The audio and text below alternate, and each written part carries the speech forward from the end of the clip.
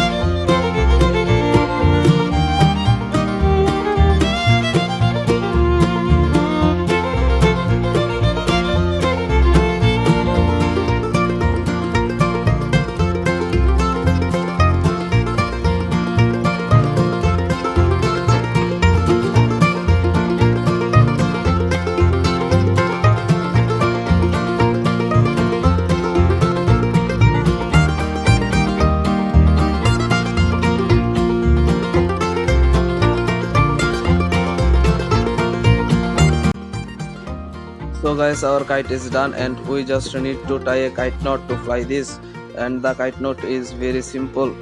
Just tie a thread at the top corner of this kite and the kite knot will be done.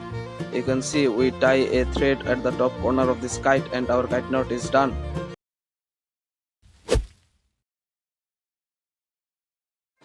So guys, you can see our kite is flying very high and it's look like a World Cup trophy.